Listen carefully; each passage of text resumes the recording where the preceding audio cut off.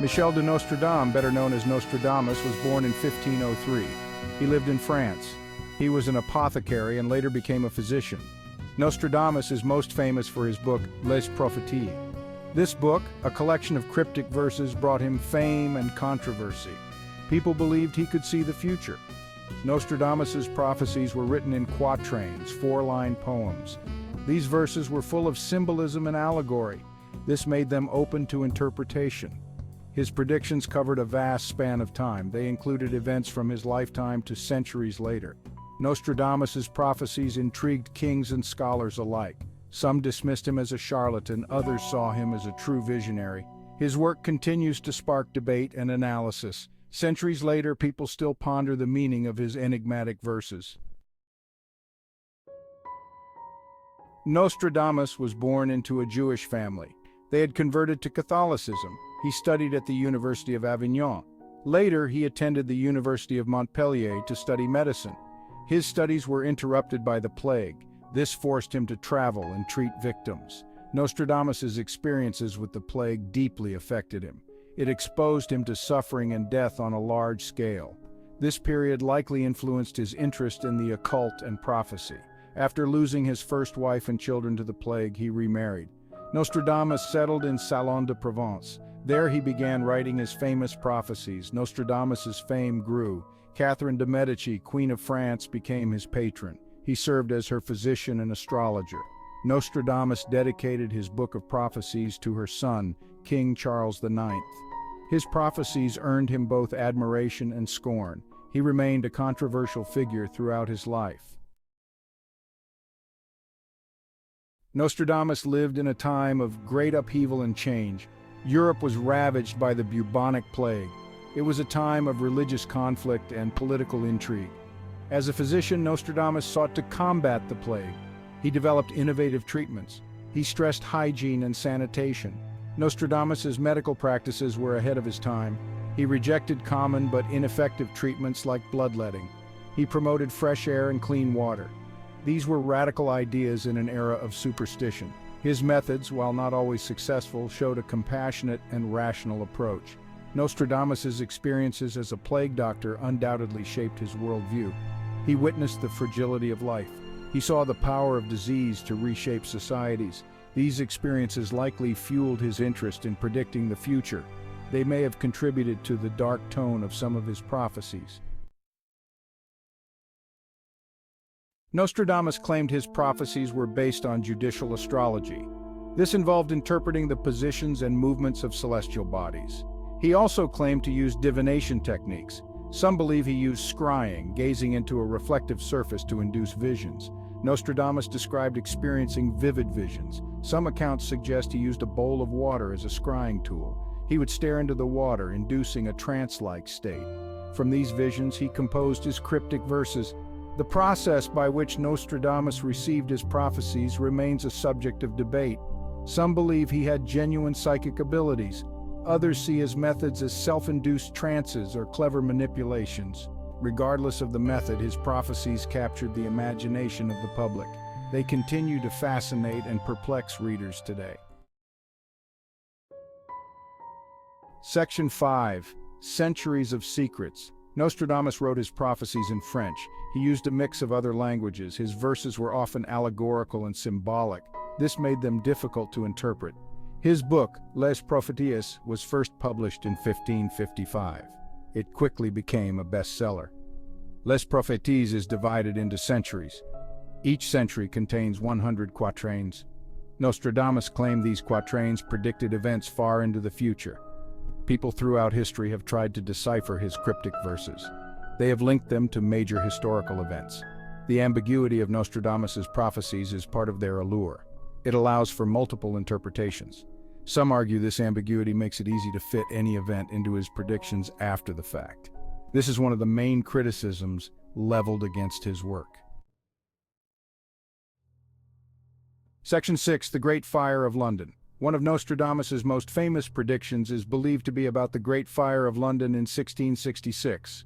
Quatrain 67 of Century 2 reads, "The blood of the just will be demanded of London, burned by fire in the year 66. The ancient lady will fall from her high place, and many of the same sect will be killed. The fire, which raged for 4 days, destroyed much of the city. It started in a baker's shop. The ancient lady is often interpreted as referring to London itself or possibly St. Paul's Cathedral. While the quatrain doesn't explicitly mention London, the references to fire and the year 66 have led many to believe it predicted this event. Critics argue the verse is too vague to be a clear prediction. They point out that fires were common in cities during that era. Nevertheless, the association persists. It adds to the mystique surrounding Nostradamus. Section 7. The Rise of Hitler. Another oft-cited prediction is linked to the rise of Adolf Hitler in 20th century Germany.